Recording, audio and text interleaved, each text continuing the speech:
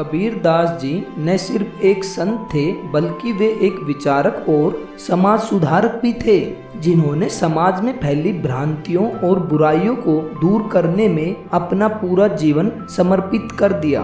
कबीर दास जी के दोहे अत्यंत सरल भाषा में थे, जिसके कारण इनके दोहों ने लोगों पर व्यापक प्रभाव डाला। आज भी कबीर दास जी के दोहे जीवन जीने की सही राह दिखाते हैं। तो चलिए आज जानते हैं संत कबीर के कुछ ऐसे ही अनमोल दोहे।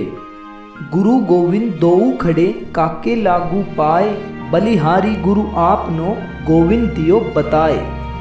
इस दोहे का भावार्थ है गुरु और गोविंद यानी भगवान दोनों एक साथ खड़े हैं, पहले किसके चरण स्पर्श करें। कबीर दास जी कहते हैं पहले गुरु को प्रणाम करूंगा, क्योंकि उन्होंने ही गोविंद तक पहुंचने का मार्ग बताया है।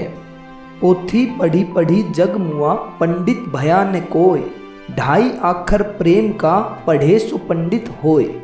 इस दोहे का भावार्थ है बड़ी बड़ी पुस्तकें पढ़कर संसार में कितने ही लोग मृत्यु के द्वार पहुंच गए, लेकिन सभी विद्वान न हो सके। संत कबीर मानते हैं कि यदि कोई प्रेम या प्यार के केवल 2.5 अक्षर ही अच्छी तरह पढ़ ले, अर्थात प्यार का वास्तविक रूप पहचान ले, तो वही सच्चा ज्ञानी होगा। माला फेरत जुग भया, फिरा ने मन का फेर, कर का मन का डार दे, मन का फेर।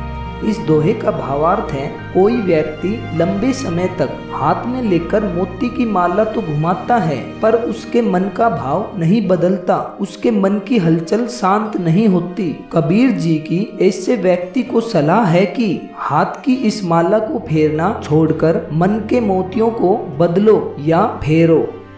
जब मैं था तब हरि नहीं, अब हरि है मैं नाही, सब अंधियारा मिट गया, दीपक देखा माही।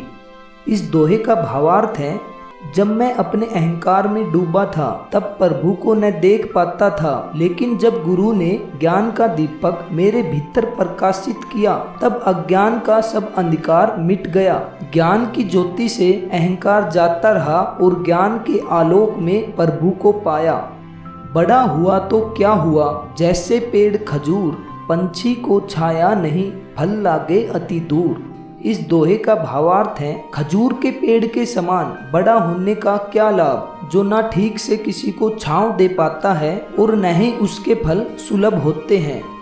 जाति ने पूछो साधु की, पूछ लीजिए ज्ञान, मोल करो तलवार का, पड़ा रहन दो म्यान। इस दोहे का भावार्थ है सज्जन की जाति न पूछकर उसके ज्ञान को समझना चाहिए। तलवार का मूल्य होता है न कि उसकी म्यान का।